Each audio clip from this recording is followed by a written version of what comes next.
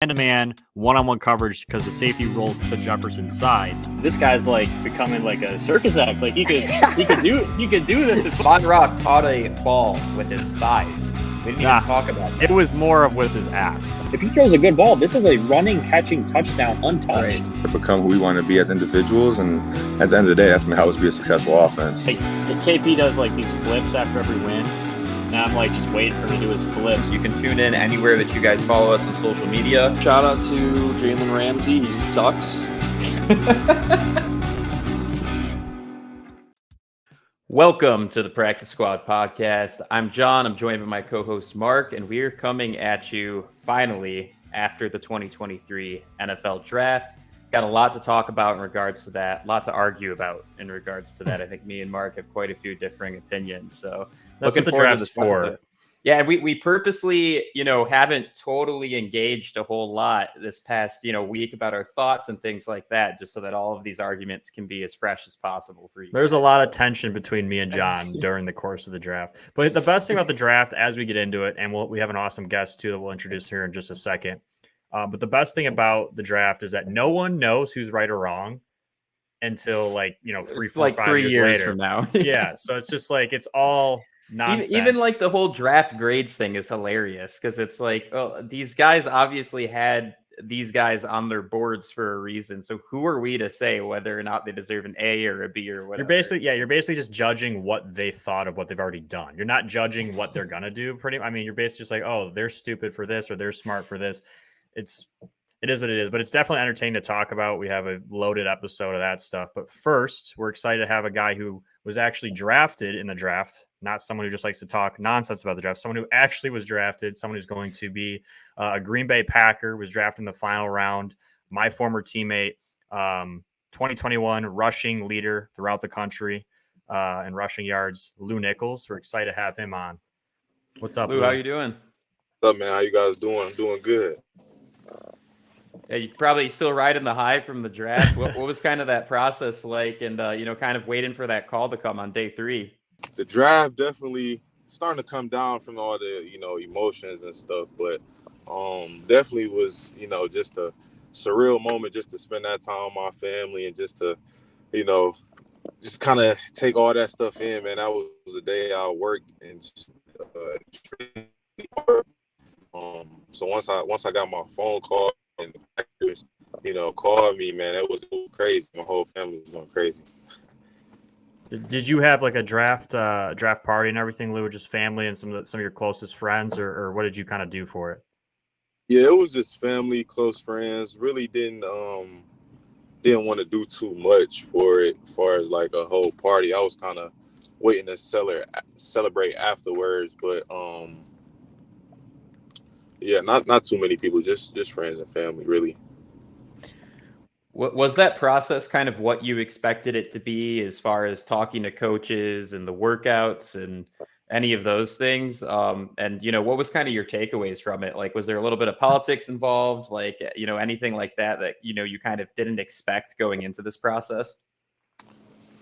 Not really, man. I really kind of just took it all in for what it was. My kind of situation had a real good 2021 season. In 2022, just the numbers were down just from injuries and team wins. So that was kind of like the biggest thing I had to face and answer questions too, as far as talking to teams. But I mean, honestly, man, it was a whole blessing. I at some moments were overwhelming, but I just tried to take as much as I could in, as actually something good, because I mean, this whole process I just went through was everything I wished and wanted for, when I was a kid. So I didn't want to get to this point and start complaining. I mean, it's going to be something with everything. So I just wanted to keep a level head, honestly. That's awesome. You mentioned that 2021 season, Lew, and obviously one of the more special seasons. John, if you want to pull up the stats that I sent you, not only was it the best, you had the most rushing yards of any running back in the country that season. And that's the same season, if people are forgetting, Kenneth Walker, Michigan State. He kind of got a lot more attention just being at a bigger school. But there was a smaller school in Central Michigan and a running back that had more yards in the same state. And that was you. You want to talk a little bit about that season and just why do you think it kind of came all together for you in 2021, and some of the things maybe people don't know that went into it of the success behind that?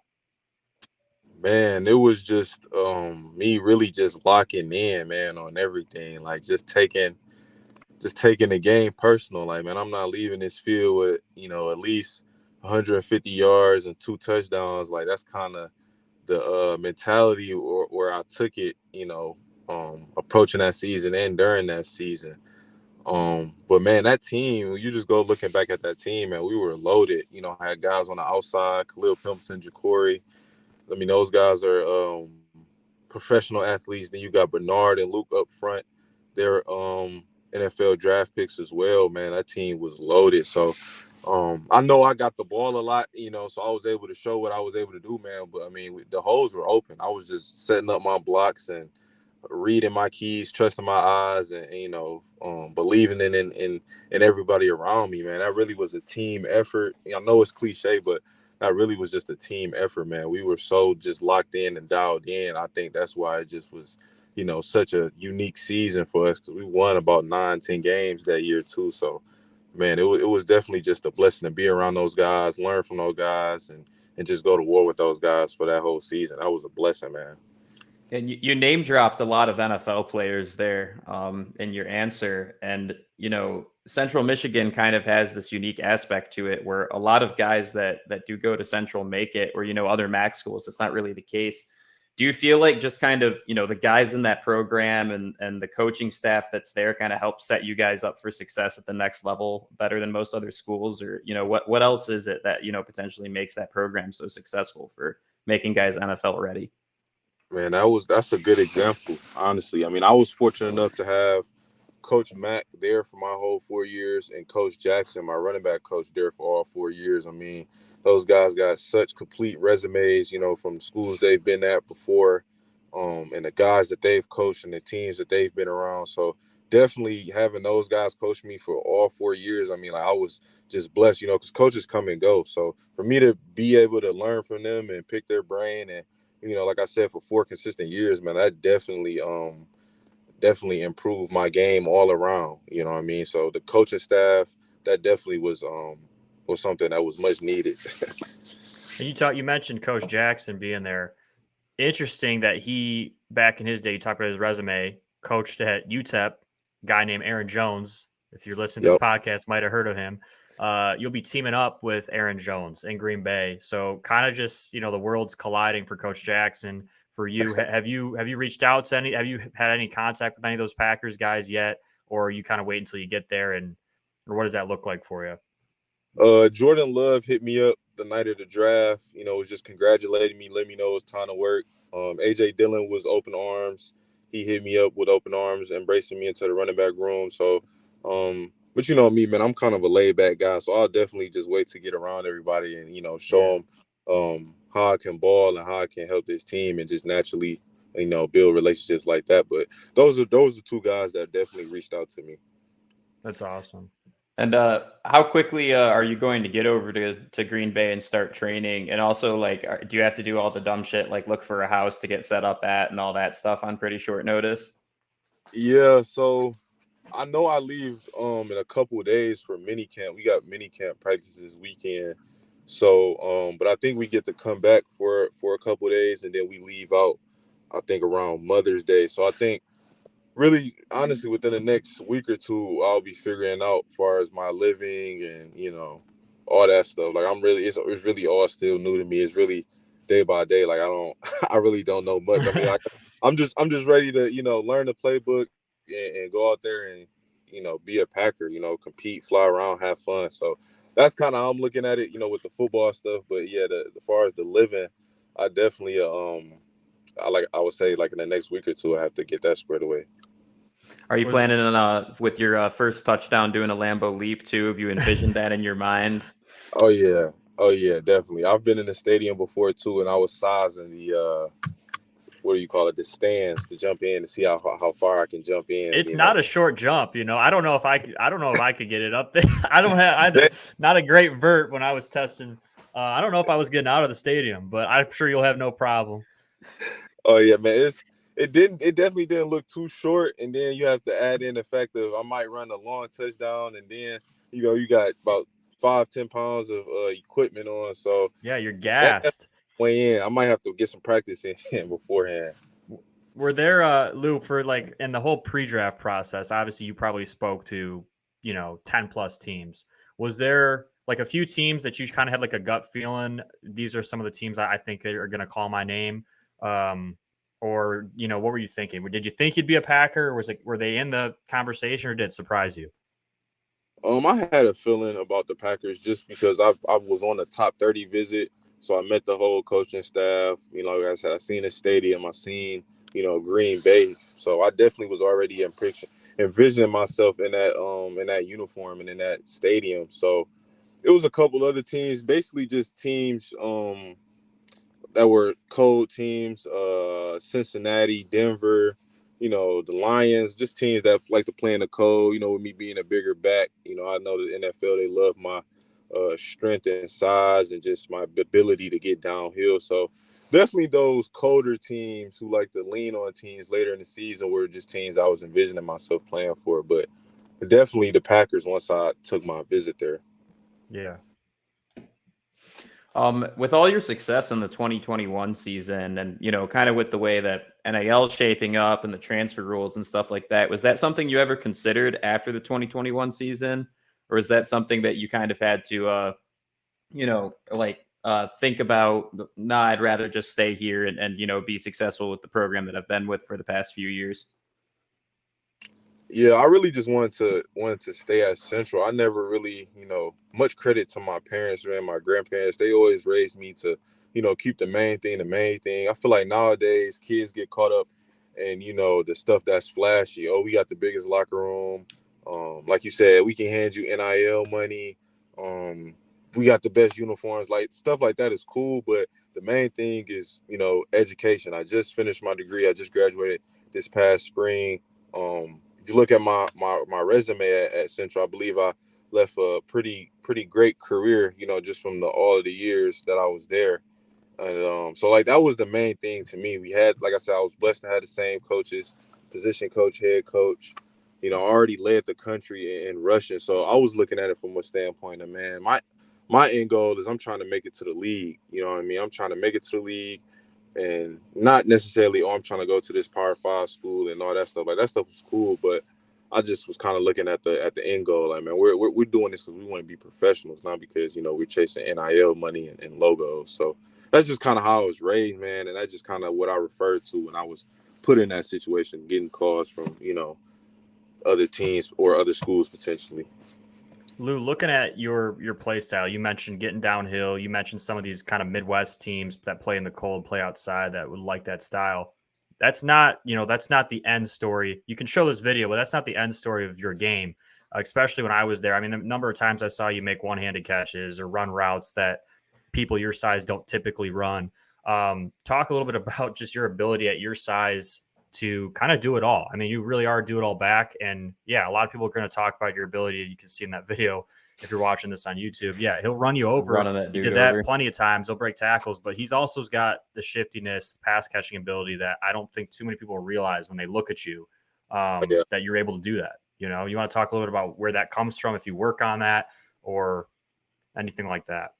Well, man, first I'd say appreciate you, man, because like you said, a lot of people don't, I feel like they overlook that and they look to, okay, what is he good at? Or he's good at that. But yeah, a lot of people don't give me credit for that. So I appreciate that, man. But I definitely just work on it. It's something that's natural to me. Just playing the game of football is always been natural. And I really just dedicated my craft to that, man. I never really looked at myself like a big, strong back. Growing up, I always looked up to guys like Adrian Peterson, LaDainian Thomas, and they were guys who were fast and strong, but like you said, they could do it all. So I was just looking up to them like, man, I got to be able to do it all. And then once I got to Central, I was, looking around the running back room, and I was like, man, I'm pretty much the heaviest guy in here, and I just got here, so I was like, man, they put me in for short yardage stuff, and maybe little check downs, but like you said, they looked at me as a power back. But once I got the opportunity to show them, like, no, I can catch, I can break long runs, and I don't have to come out the game. You can use me for anything. That's where I start building that confidence, and the coaches and teammates start believing in me. But like I said, honestly, man, growing up, I never looked at myself as a power back. I was always balanced, catch, speed, make a guy miss, strong, like all that type stuff. Yeah, because there'd be times in practice where I'm downfield, not open, and we hit a check down, and I see Lew just like he catches it all of us. I'm like, all right, he's about to get tackled, and then he doesn't, and then he's like, all right, he's about to get tackled here, then he doesn't, and then I'm like, oh shit, I have to go block somebody right now because he's about to break this 60 yards. That so like that kind of thing happened all the time in practice. Then it obviously translated to games, and clearly some teams saw that in you, and clearly the Packers see that potential in you to bring that to the NFL. One interesting thing is being from Detroit, Lew. Cats Tech guy, born and raised Detroit, played at Central Michigan. What's it going to be like playing against the Detroit Lions? I mean, obviously your hometown team, you've played at Ford Field a few times in your life. Is that going to be surreal for you, just being on like almost like the enemy side? Is that going to feel weird for you? It will feel kind of weird, but fortunately in my situation, my father and my grandfather are like lifelong Packers fans, honestly. There you go. So, if we're in Ford Field, I'm pretty sure some people from Detroit, still going to be rooting for the Lions. But I know deep down inside they'll be rooting for me. And like I said, I got family members, who grew up Packers fans. So that alone would be surreal just to, for them to see me in a Packers uniform. So, but yeah, that'd be crazy, man. I've played in Ford Field, in really all phases, high school, middle school, college. We played there against Miami of Ohio, and then now, so it's crazy. I've kind of just grown up in Ford Field, so that'd be something surreal to me, honestly. A couple more questions for you too. Who in the NFC North are you most looking forward to competing against out of the three other teams? Out of the three other teams, so you mean the two other teams? We already talked about the. Got Bears, Lions, Vikings, Vikings, Bears. I mean, I really don't know, man. I'm so ready for everything because, like, I know every game is gonna be something new. Like, this team got this person, or I grew up watching him. He's over there, or like, so. I don't know, man. Soldier Field would be crazy. Seeing guys like Dalvin Cook for the Vikings, that's gonna be crazy, man. Like, I'm really ready to soak it all in. I can't really pinpoint one team, man. It's like you said earlier to start the interview. It's still crazy. I still wake up like, man, I'm a Packer, so that's all gonna be surreal. Lew, we can finish off with this question, and if there's anything you want to plug or talk about, we can definitely do that too. But the Sweet Lew nickname, I still don't really know where it came from. It kind of came out of nowhere. I think it happened when we were playing against like Toledo. I want to say my last year there. We had a really good game. I think the announcer on TV started saying Sweet Lew. All of a sudden, coaches started saying it. Teammates started saying it. Do you think that translates into Green Bay? You think they pick up on that? Hopefully, man. I know I have to earn it. I definitely have to earn it, man. I just can't walk in Sweet Lew. I'll definitely have to earn it like I did once before. But that story is kind of crazy because the first person to call me Sweet Lew, I had to be about like 12 years old, and I can't even remember who the first person called me, but I know I was young. He was like, man, you sweet, man, Sweet Lew. And he was just calling me, and I was like, man, that's crazy. Once people start calling me in college, Coach Mack, I think Coach Mack was the first person to refer to me as Sweet Lew, like through the media. And then they started running with it. So I actually was called Sweet Lew years ago growing up. But in college, Coach Mack kind of brought it back once after it was either the NIU game or the Toledo game. It was that season though. It was that season. I just remember it, and then it just blew up. I mean, it became like anytime there was a touchdown by Lew Nichols, it was Sweet Lew from the announcers, and all over Twitter posts were Sweet Lew. I hope it translates into the Packers. I think I hope they embrace it. And you're right. Yeah, you got to re-earn it, but we're excited to see you go and do that because that'd be pretty cool to have Sweet Lew running and scoring touchdowns for the Green Bay Packers. Oh yeah, man, that'd be crazy, man. It's all gonna be great, man. I'm just so blessed and honored to be in this situation, man. Like I said, since a kid, I dedicated everything to just be in this position, and through that whole process, it taught me nothing but just keep going, persevere, and be grateful for everything, man. So I'm going to take this thing on head on and just, be humble, be grateful, learn from the vets, and just go out there and compete and have fun, man. It's football, man. So I love it. I love it. Yeah, we're really looking forward to seeing you compete. Before we let you go, is there anything you want to talk about or plug? Not really, man. That was kind of one thing I just wanted to get off my chest, just about how grateful and honored I am to be in this situation. Thankful for all the love I've been getting from friends and family members and, the Green Bay Packers organization, already. So just grateful for all that, man. And I can't wait to get ready to work. We're proud. I'm proud of you, man, as a former teammate, and yeah. I can't wait to see. I can't wait to see what you're able to do there. I have no doubts that you're going to go there, turn heads, and make a name for yourself in a new spot. But John and I both appreciate you coming on. Obviously, again, congratulations. Enjoy it. Continue to soak in that post draft feeling, and then obviously you'll be getting to work here pretty soon. And we wish you the best of luck with that. Oh yeah, appreciate you guys, man, so much. Thank you, man. Yeah, thank you. Good luck. Thanks, Lou. Take care, man. All right. What a solid interview. That's awesome. Great. Lou was obviously, my teammate for 3 or 4 seasons there. I think it was 3 seasons. I left his last year. My first year gone was the year he really took off. That was that 2021 season that he, people forget, because Kenneth Walker, again, we mentioned it, but he got so much attention that season, and rightfully so. But, right in Mount Pleasant, you compare East Lansing, Mount Pleasant, about an hour away, there was a dude who was putting up even better numbers, rushing for more yards and just having a better individual season. So, you got to remember that. And then obviously he said a little bit of injuries and stuff the final year, but healthy Lew Nichols is a stud, man. I mean, put on the tape. I have 2 comments too. One, you being his teammate and kind of, seeing him work, could you tell that he was kind of destined to have like a breakout season like he did in 2021? I can't lie. I knew he would break out. Going into that season, Kobe Lewis is another guy who was in that running back room who's very good. And what they were doing is they were using them both because they were both so talented. So I didn't think Lou would have like a statistical season like that just because of the fact that we typically were doing a 2 running back thing. Kobe Lewis got hurt. And so then it was Lew Nichols, and it was the Sweet Lou show.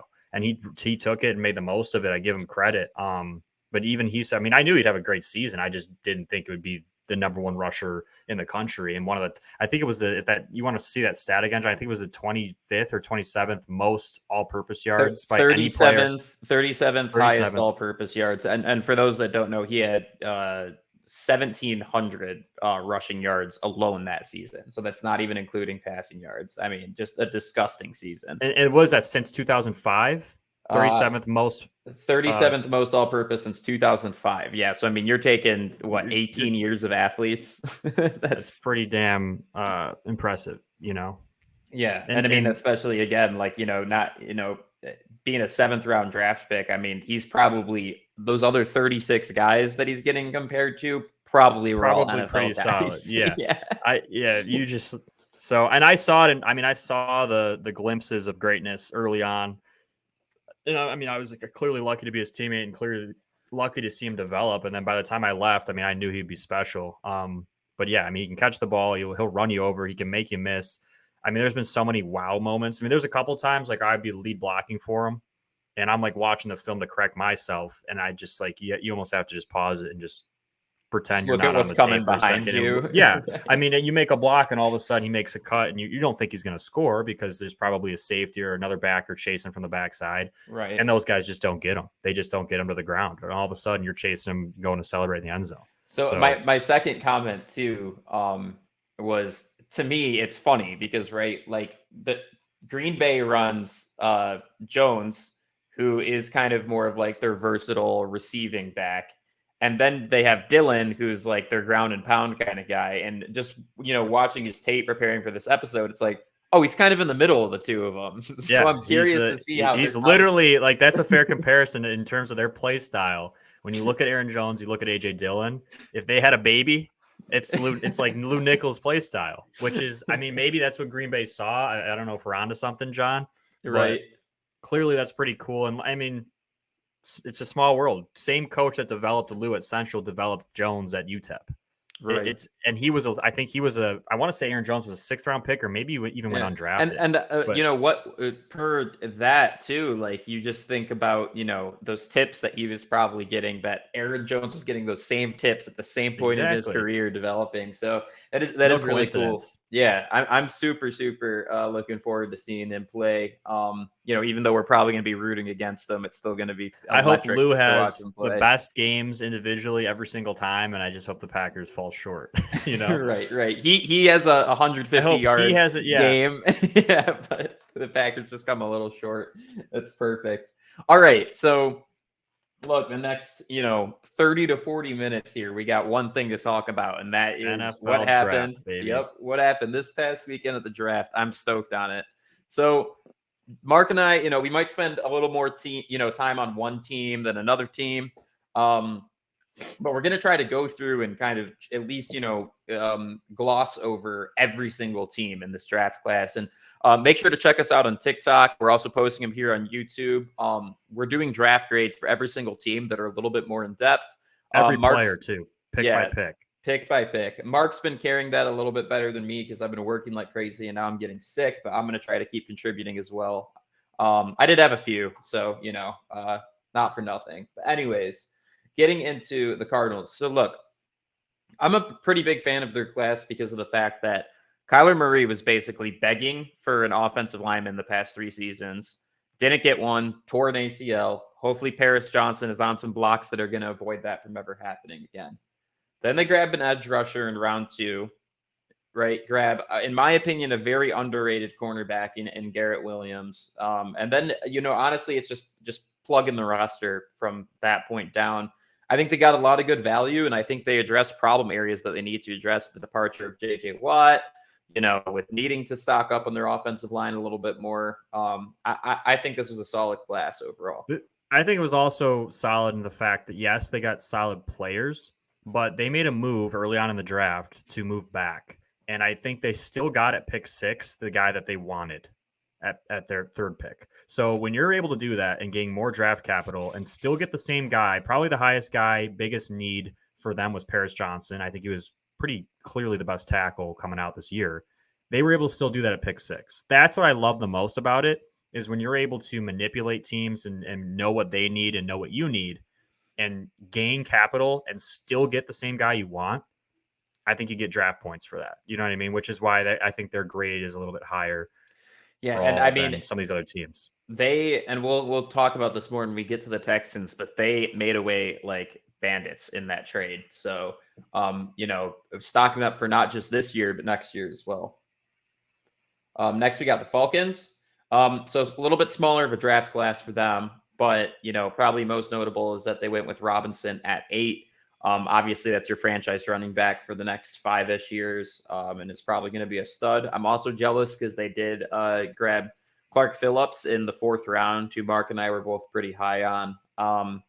And then, Matt Bergeron, too, out of Syracuse, I think was one of the more underrated offensive linemen. Some people projected him to go in the 1st, I think with just how heavy the tackle class was at the top there. But I think he can develop into something serious. So also a fan of this class. I like it. I like that they had the balls to get Robinson at 8, with the history of running backs dropping, and you should never take a running back this high.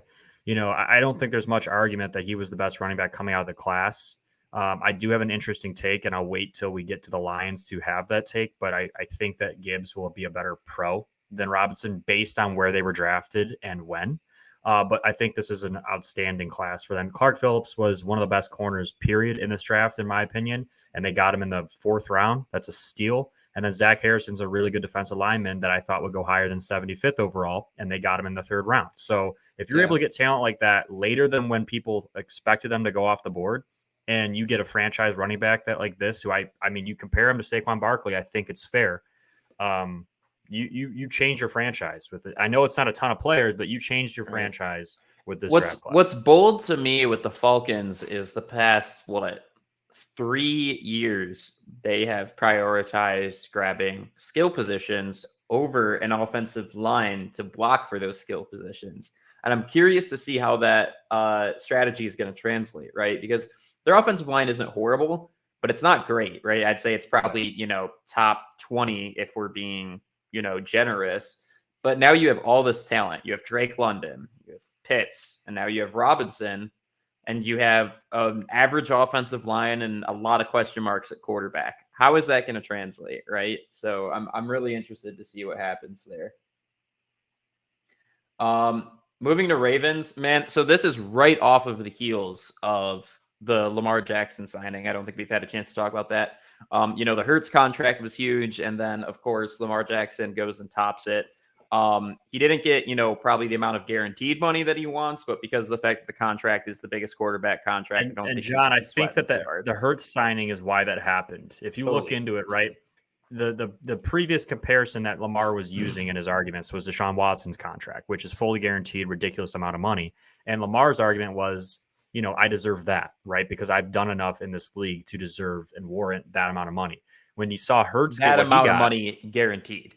Right. That's when you saw what Hurts got, I think it became a more fair comparison. I think it was a chance to make both parties happy. You see the Eagles and Jalen Hurts come to, it seemed like easy solution of we're going to pay you a shit ton of money. It's not going to be as much guaranteed as Deshaun Watson, but you're going to make a lot of money. You're going to be our guy, and we're both going to be happy here. And I think Lamar saw that, and that probably pushed that conversation towards yes rather than no in the Ravens debate between Lamar and his GM and his franchise. So I don't think it's a coincidence of the timing of it. Also, getting it done before the draft was key for them because then you get to go with the Make Lamar Happy campaign, right? That's why you got Odell. Now you're building around him. You grab Zay Flowers, who is a disgusting receiver, right? And now you have Bateman, Flowers, Odell was your receiving core with probably Mark the second Andrews. second best tight end in the league in Mark Yeah. Andrews. You got a really solid offensive line, and they loaded up on blocking tight ends last draft class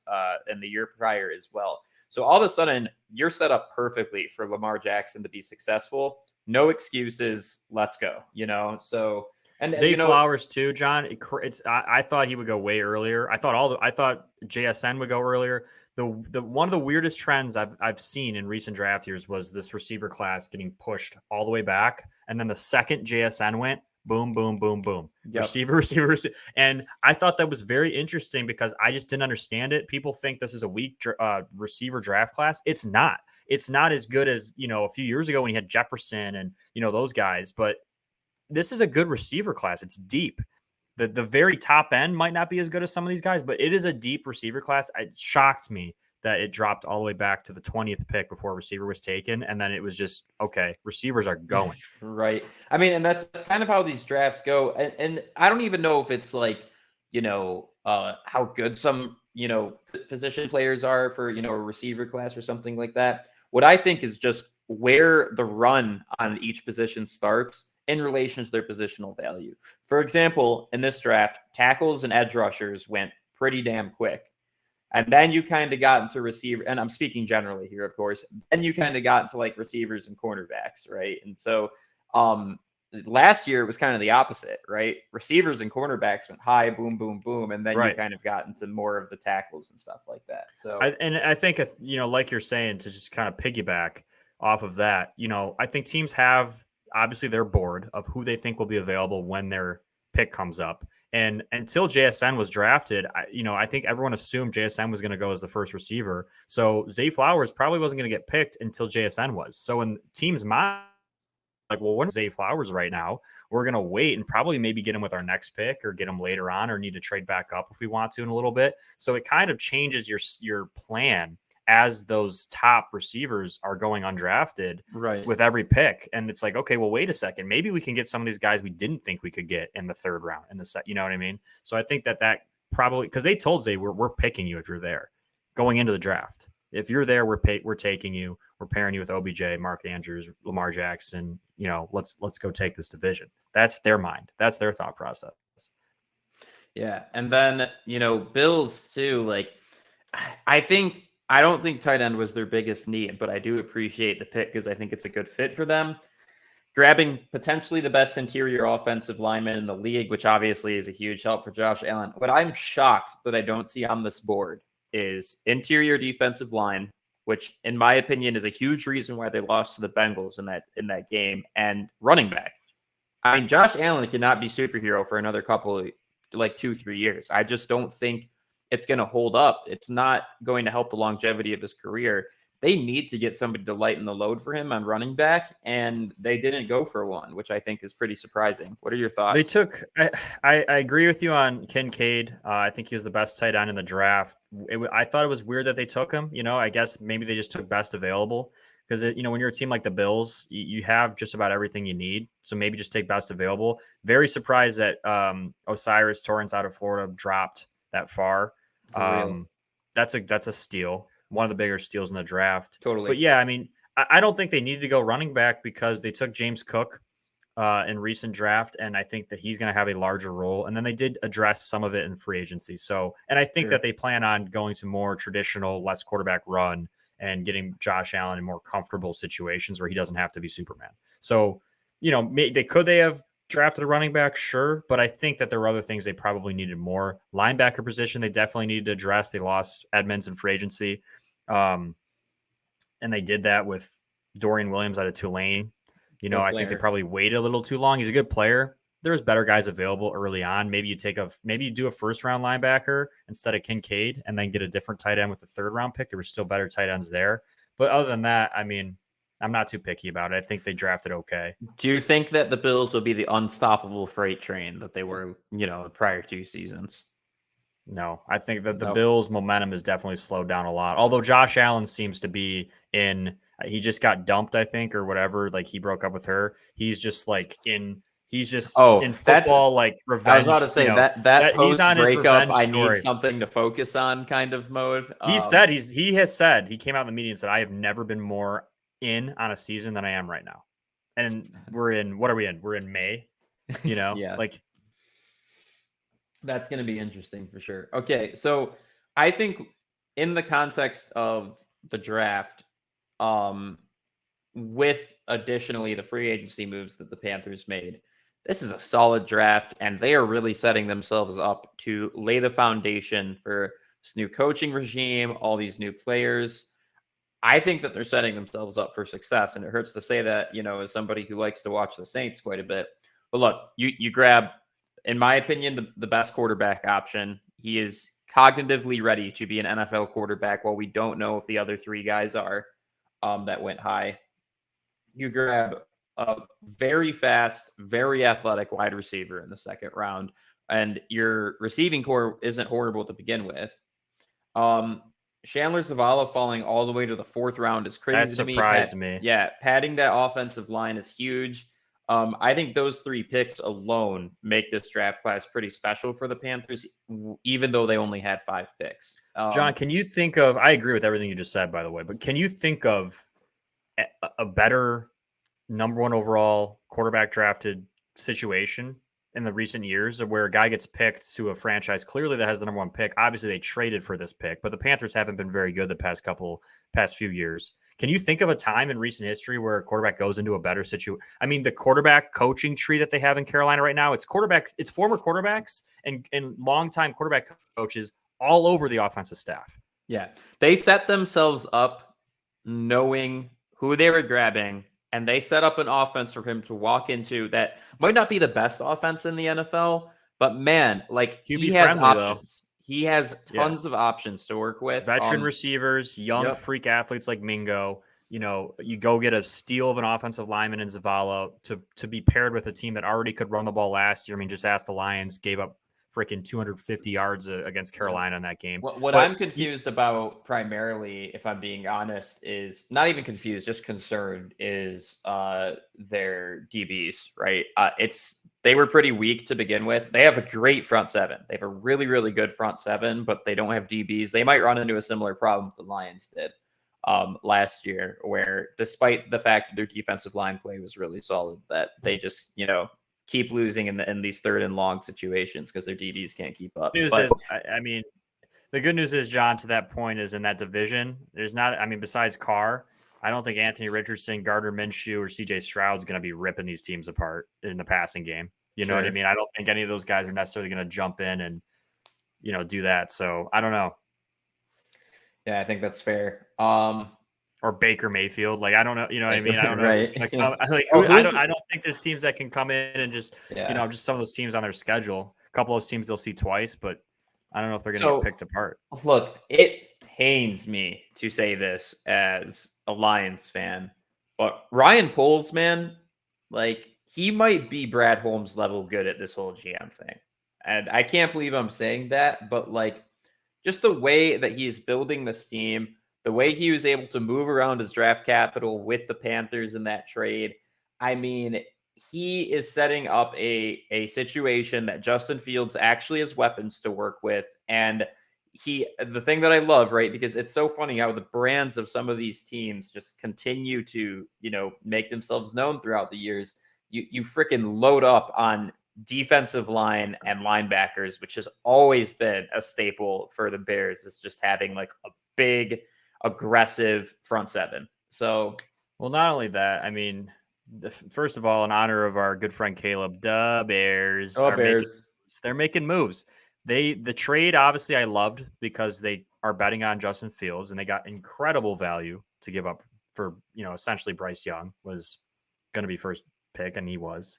And then you go and you use those picks, and like you said, you draft well. I think they got steals, John, at 3 positions. Darnell Wright, okay, probably you could argue second best tackle. Some are saying might be the best tackle. Yeah. Dexter in the second round was supposed to be a first round pick out of Florida.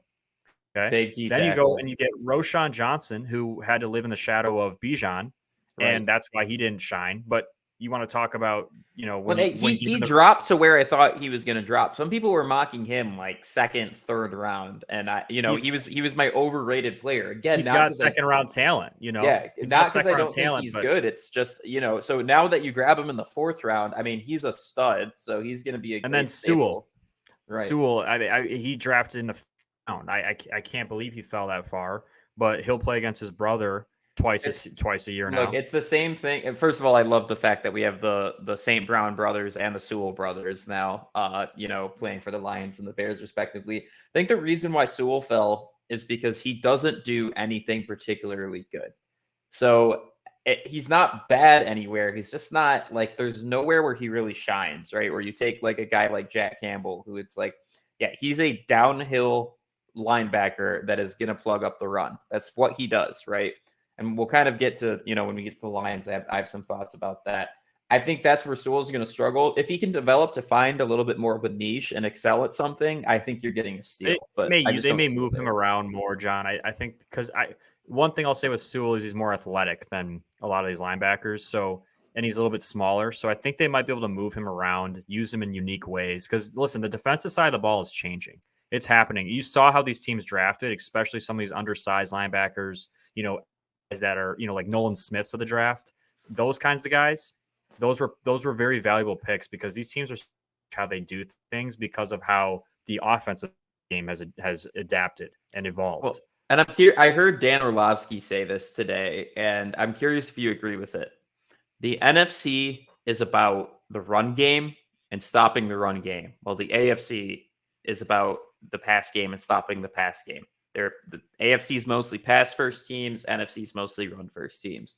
Do you agree with that? And do you think that's informing a lot of these teams' draft strategies based off of what they're trying to do? Either have a dominant run game or plug that run game on the other side of the ball. I partially agree and I partially disagree. I think that he's not wrong.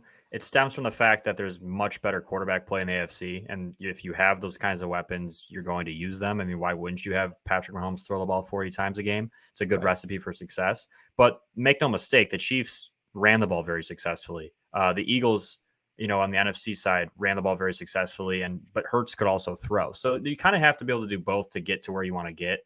But I do agree with the fact that teams are picking in terms of draft strategy based on who they play in their division, right? Like if you're playing against Patrick Mahomes, those teams playing against him are going to get edge rushers, going to get defensive backs, right? Or going to try to get a quarterback that can get in a shootout and win.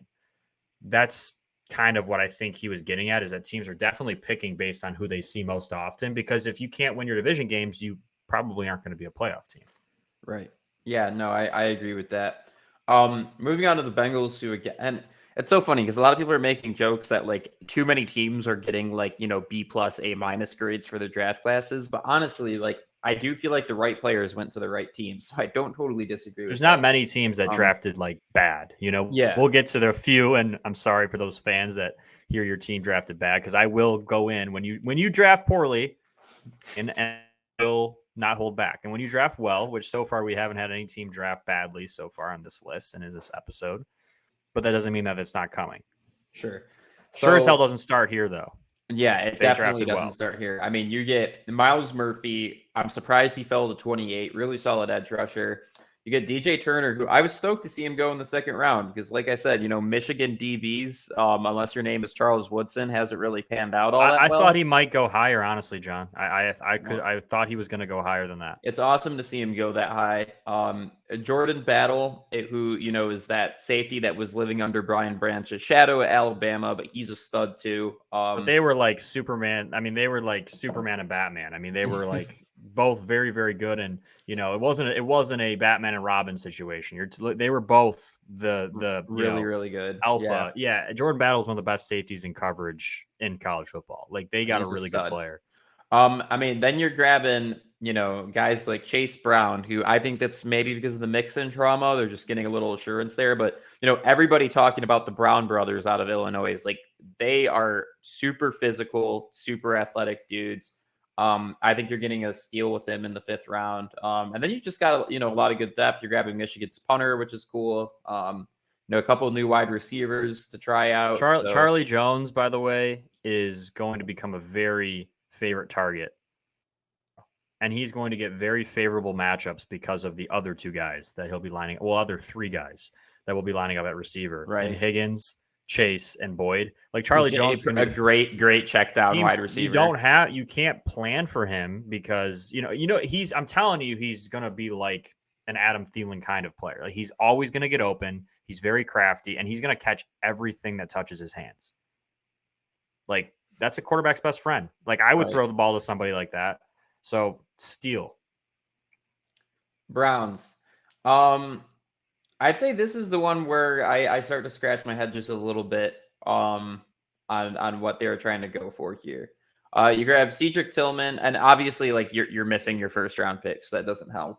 And second round. Houston, Tennessee. You get Cedric Tillman, who I assume was just who they thought was BPA at the wide receiver position. Saiki Ika, who is a solid interior defensive lineman. Dwan Jones, who could develop into being. I think that was better. A steal. I think Dwan Jones was a steal. I think for a 4th round, I don't mind that. Obviously, my favorite kind of I can fix him quarterback and Dorian Thompson-Robinson. I think that I assume they obviously drafted him to back up Deshaun Watson, but I think that's actually a great situation for him to go and develop. I think that, there's a lot of not only raw athletic ability, but I think he's a pretty smart player with a cannon of an arm, who's, mobile. So I'm excited to kind of see how he develops. I definitely will be keeping an eye on him. And then, frankly, I don't know the rest of these guys. So take it away, Mark. Yeah, Cameron Mitchell's not a bad player. Pretty good value for a round 5 pick. And you have to make the most of it considering they don't have 1st or 2nd round picks, like we said. And then you get another interior offensive lineman, consistent starter, didn't have many issues at Ohio State. So, I'm not as against this draft as you originally said. I wasn't crazy high on Cedric Tillman. I was surprised he was drafted there. But Dwan Jones is a steal for me, maybe the biggest steal for the tackle position in the draft. And then, you get a backup quarterback that has a chance to develop behind a very good quarterback, learn a lot from him. It's not a bad draft. I wouldn't say it was a great draft. It's not going to change their team drastically, but it'll help. It'll help. Yeah, and look, I mean, when you trade a bunch of draft capital to go get Deshaun Watson, that's kind of what happens, right? And they made the most of it, I think. Yeah, exactly. You dug that grave for yourselves, and now you're laying in it. So, Cowboys, it's funny because I've seen more people argue on whether or not this was a good or bad draft about the Cowboys. There seems to be a lot of disagreement here. Look, I'll say this. A lot of people are saying he got drafted too early. Mozzie Smith is going to plug up the run game like crazy. He is he is an absolute stud at that position. You were high going into the draft. You said that you thought he would go higher than because he was projected probably second round by most people. He was projected second round by most people. And again, I think it's like a positional value argument, which to me, this draft says more than anything that this entire positional value argument's bullshit. So, I'm not really mad at it. And then, they love Michigan guys. They go and grab Schoonmaker, obviously. I think they drafted him a little bit high. I hate that pick. I think they drafted him a little bit high. But there were many better tight ends left. Yeah. But yeah, I mean, shit, dude. The fact Darnell Washington dropped as far as he did is crazy to me, and I think the Steelers got, no pun intended, a steal with that. You got Overshown from Texas, solid linebacker. Deuce Vaughn, obviously, kind of a heartwarming story where his dad got to call in and let him know that he was being drafted. So that's a great pick because you pair him with Pollard. Him and Pollard are going to be. Because Pollard's like a home run hitter. He can stretch you. He can stretch the defense. Deuce Vaughn is like so small and compact that like he's hard to prepare for. He's like, that's why he was so successful at Kansas State. He would hide behind these big offensive linemen and make one cut. And he was able to create running lanes for himself. Like his size is a fault on most people's boards. But if you look at it the right way, it can be an advantage. That's how small. He's like 5'6". Wow, really? That's crazy. Yeah, like 5'6". I didn't even know. I knew he was tiny. I didn't know he was that tiny. Yeah, he's really short, but he's like a little, explosive. He's like a pocket rocket. I mean, Right. he can hit the home run like Pollard, but he's way smaller. I loved that pick. So Broncos obviously missing a first round draft pick that, Seattle pretty much was like, hey, Broncos, we give you our aging quarterback that is not going to gel with your coaching and administration. And we're going to take all your first round draft picks and literally set up our future with them. So the Seahawks crushed this draft. I'm excited to get to them. As far as the Broncos go, grabbing a weapon for Russ, grabbing a really solid linebacker in Drew Sanders. You get Riley Moss, first white corner drafted in, I don't know. I was going to say a decent cornerback in Riley Moss, if you're willing to ignore the fact that there's a very clear trend at that. Oh, the elephant's in the room. And you know what the draft did when they showed him? They put the S next to his position, safety. He's a corner. It's like you can't admit that there's a white corner. They will not admit it. He's a corner. He was a corner. He was a true corner in college. By the way, that is the most. Safety. That is a super Denver corner. Like he's got a mullet and a mustache, dude. Oh, dude, and he's a good player. Like all jokes aside, he's a very good player. I think he's freaky fast and he's got good ball skills and he's, a little undersized, but he's a freaky good player. I'm excited to see what he's able to do. And then Drew Sanders, you were high on. Love that pick in the third round. Yeah. Marvin Mims slept on receiver. He was one of my sleeper pick receivers that I put out before the draft. The fact they got him at 63rd is actually where I kind of thought he would go. Some people had him going later. He's a great player. You put him with, hopefully he helps Russell Wilson a little bit. They already have a decent receiving core. But yeah, I mean, not a bad draft. What this draft tells me is we are doubling down on the fact that we're going to have a top 5 defense and we are going to hope that Sean Payton can fix Russ, right? Like, and right, which this is crazy to be thinking this. I seriously think that the Broncos are just hoping their offense is average and then their defense can carry them. John, their offense was never a lack of weapons. It was never a lack of talent. It was just not a good mesh between quarterback and players and quarterback and play caller. Like there was just a disconnect. It was not a good situation. And it doesn't matter how good of the players are. If Patrick Mahomes is on a team with guys that don't connect well with him and an offensive coordinator that doesn't understand him and they don't see things the same way, you're not going to win football games in the National Football League. So hopefully it's a better fit coach to player, and then the rest of the guys will kind of buy into it. But yeah, not a bad draft. Here we go. Do you want to start or do you want me to start? Because this is where the Lions draft is where it gets interesting. I'm less aggressive as I was originally. You start. Okay. So I was very aggressive against not who we drafted. And I want to make this very, very clear because people will take my words. I'm sure John will clip this to make me look like the biggest idiot ever and then make him look like a genius. Here's the truth. Okay. Great players drafted overall, and I give them a great grade overall, but I did not like how they handled this draft. Okay. I still think that Gibbs would have been there at 18. I know there's and we'll never be able to prove whether I'm right or the media people putting stories out saying people were moving up to get him. I think he was going to be there at 18. I don't think the running back position has incredible value in today's game. I know he's a unique running back, but I think he was going to be there at 18. I think we should have gotten best available at 12. I like the trade back. I wouldn't have been against getting Jalen Carter as well, and then maybe getting Gibbs at 18. And then I think we took Campbell at 18. He would have been there throughout a decent amount, at least further into the first round. And maybe we could have traded back up to get him if we really, really liked him, which clearly we do. I do still think there was a decent chance he was there at 34. So, that's what I worry about, is that we took the players we liked, which I have no problem with, but I think we could have gotten like a Jackson Smith and Jigba, then a Gibbs, then a Jack Campbell. And I would have been like, we stole the draft. You know what I mean? That's what I'm saying. Is I'm not saying we drafted poorly. I'm saying that we went and got some of the guys a little bit too eagerly. And I think that in doing that, we missed out on some of the guys that maybe they could have had. So that's my whole thing. But when you look at this draft overall, they got a couple. They owned the second round.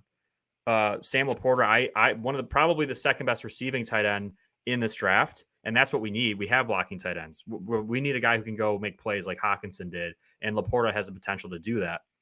Brian Branch, absolute steal getting him as late as we did. He's a first-round talent. So like John said, just in your mind, psych yourself out. Don't look at the pick numbers. Block that out. Just look at the names. Yeah, if you just look at the names, love the draft.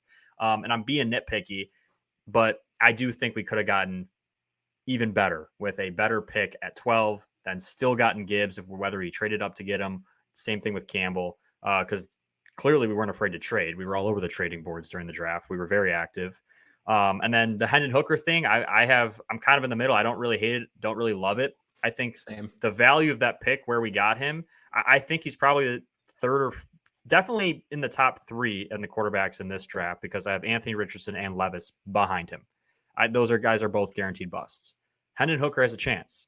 And aside from his injury, he probably wins the Heisman, probably goes top 5 overall. So getting him in the third round, great. And then, like you said, John, in your analysis, you get an offensive lineman, Colby Sorsdale, who can kind of move around the O-line. I like that a lot. I think he's just going to gel really well with that group too, which, you talk about how important our locker room and culture is. I listened to that dude talk for 5 minutes and I'm like, this kid is going to be best friends with Ragnow and Decker and Glasgow. It's a perfect fit. Yeah. Then the one thing I'll say is my final critique of them. And then you can get into your loving them. We waited too long to get a receiver, clearly, because we need to fix the JMO thing in the first 6 games. And we waited too long to go interior D-line. Now, why that's a big deal is because, yeah, sure, we drafted great players. You look at Gibbs, Campbell, Laporta, Branch, Hooker, like that's awesome. In terms of what we need right now to compete in the NFC and win a Super Bowl, because that's the goal right now in Detroit. That's the buzz. That's how good you did in free agency and how good you did towards the tail end of last season.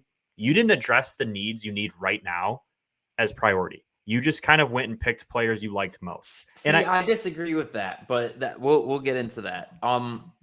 Because I agree that I think a lot of this is win now mode. So here's the thing. I think with the Gibbs pick, right, and we didn't know this until Swift officially got traded, but when Gibbs got picked, in my head, I'm thinking of all the freaking times that they tried to pass to DeAndre Swift and he got no yards with it. And I swear Ben Johnson was like, dude, I need a guy that can do this one thing for us and our offense is going to be unstoppable. And so they went and got the guy that they know for a fact can do that better than any other running back in this draft class, including Robinson. It's just a guy to dump it off to, and he checks up field. Gibbs is he's a do-it-all. He's a do-it-all guy. He's not, and obviously, you talk about between the tackles running back too, and Montgomery, who, has the highest broken tackle rate in the NFL last year. I mean, this is going to be a crazy duo, not to mention the fact, I agree with you that we drafted a wide receiver late, but Jameson Williams is a threat because of the fact that he has 4.3 speed. Gibbs also has 4.3 speed, and I think they're going to utilize that in ways that teams truly are going to have to worry about whether or not a running back is going to blow the top off of their defense. So I think as far as like win now, which running back is going to solve a bunch of problems on our offense for us, including the fact that JMO's suspended for 6 games, I think Gibbs does that. Then you go to Jack Campbell. And I said this to Mark via text, and I was like, am I thinking about this properly? One thing that we did when we, revamped our entire defensive backcourt, including getting Brian Branch, who to me is like a CJ Gardner-Johnson type, right? So now you have CJ Gardner-Johnson, who's, in my opinion, one of the best nickel corners in the league. And then you have Brian Branch, who I think can develop into that. You stop having a need for linebackers that can kind of drop into coverage, right? Because that's kind of been our complaint is we need more athletic linebackers. Anzalone can stop the run fine. Rodriguez, even though he's undersized, he can do that. And now you get Jack Campbell, who in my opinion is probably going to be the smartest player on this defense. So he's going to see shit before it happens and let everybody know. Be able to plug the run better than most other people. I'm seeing like AJ Hawk in this guy, right? That's kind of who I've been comparing him to. A lot of people, compare him to Luka Kuechly at Carolina because they train old school linebackers, yeah. Right, old school linebackers stopping the run just downhill. But the thing is that with Gardner-Johnson and Branch on the field, that kind of need for a coverage linebacker disappears because then you have these, instead of having to worry about that, you have your essentially cornerbacks or safeties handling that problem, which I think is how they intend to use these guys, which is why all of our cornerbacks are so versatile, right? We don't have too many just staple man coverage kind of corners in this class or in this group, right? We have a lot of guys that are really versatile, can be shifted around, can play safety, can play nickel, can play corner. So that's why I'm a big fan of that pick. Then you get to Laporta, as you said, best receiving tight end. Branch, already talked about him. Hooker, worst case scenario, he's a solid backup for Goff, who I think can do a lot of similar things as Goff. If Goff happens to go down, our season isn't over. I think that's why we picked him. Sorsdal, high on him. Martin, look, he is a pure nose tackle. And I kind of wish that we, as you said, drafted an interior defensive lineman higher and got a guy that's maybe a little more versatile, can do a little bit more for us as far as a pass rush.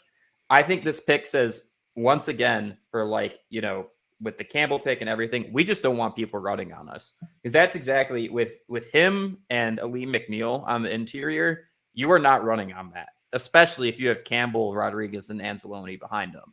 It's going to be impossible to move anything between the tackles with these guys.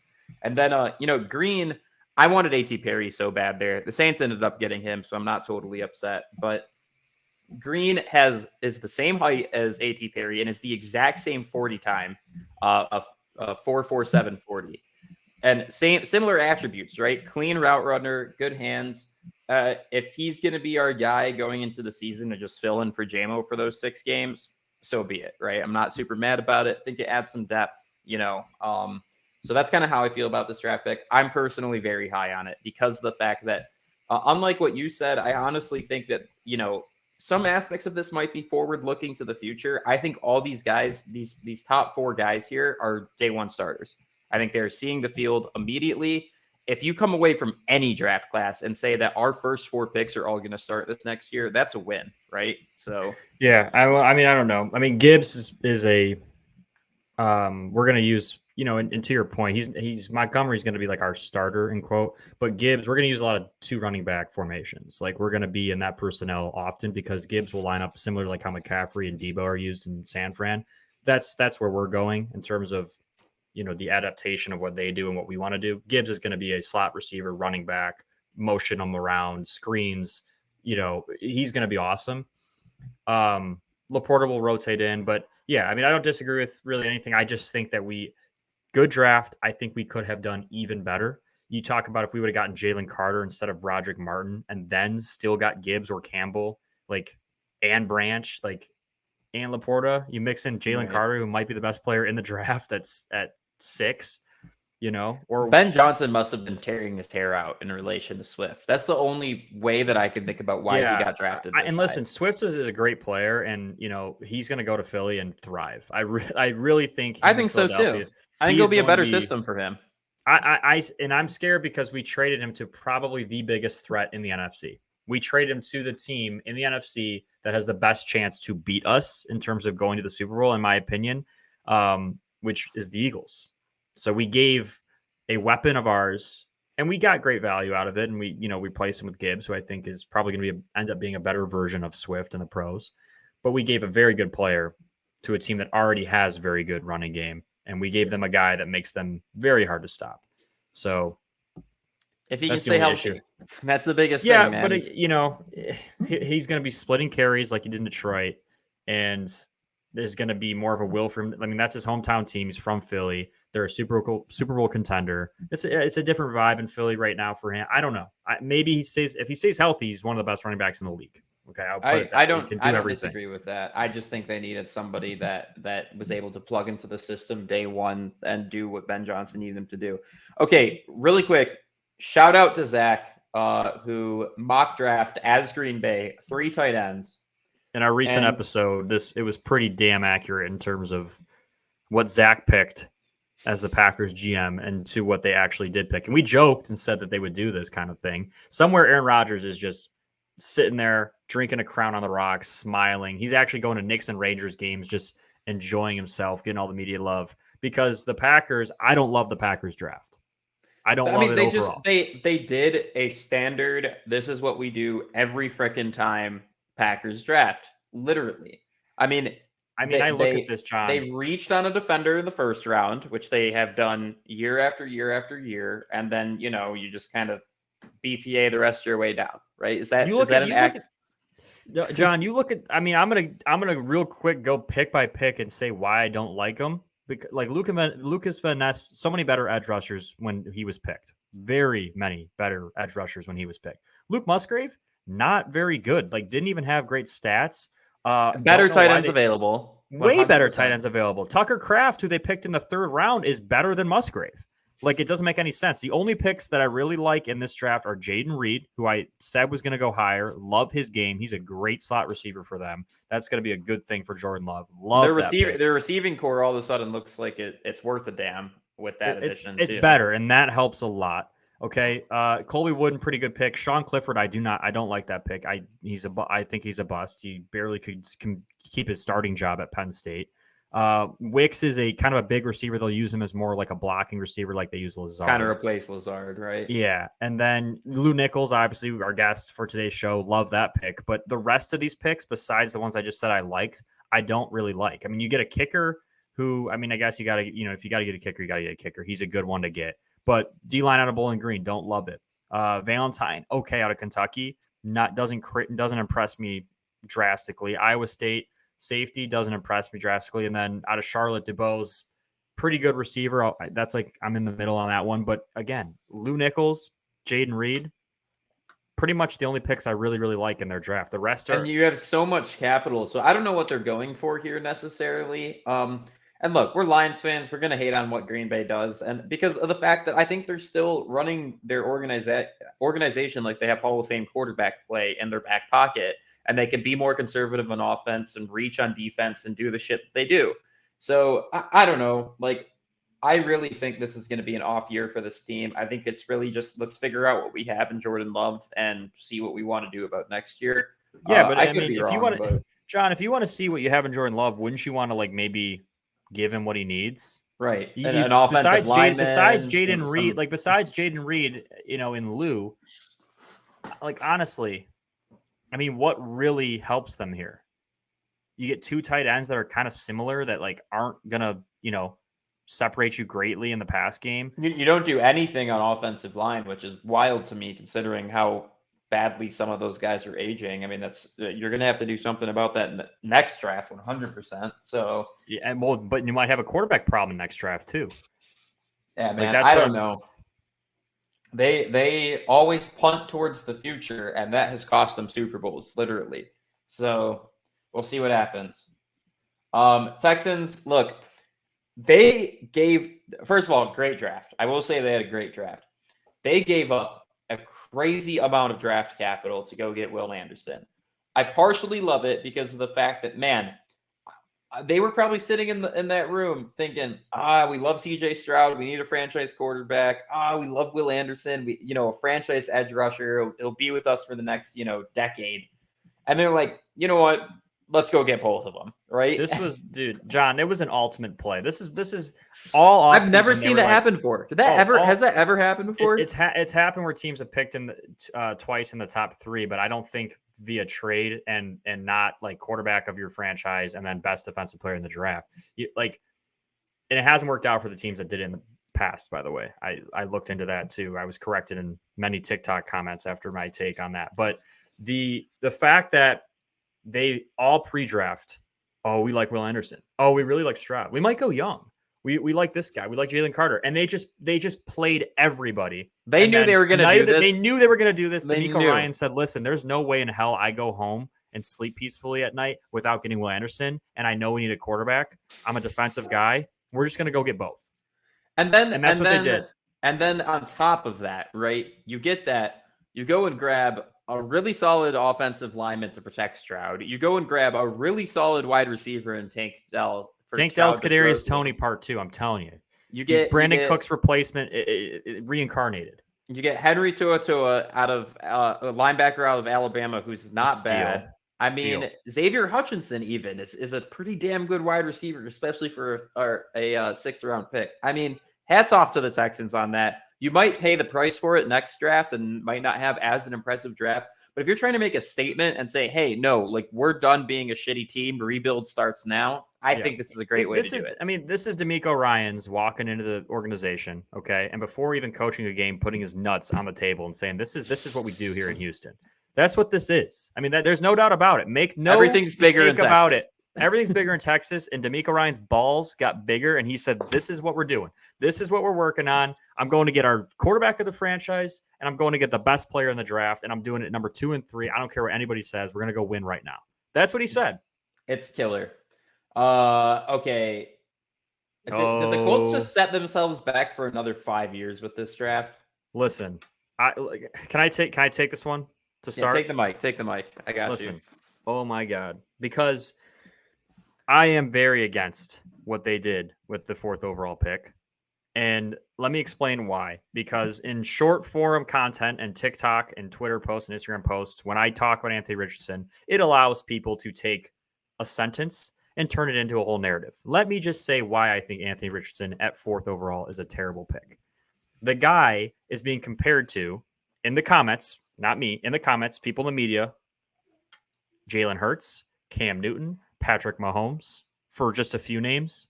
What did he do in college that compares to anything that they did in college?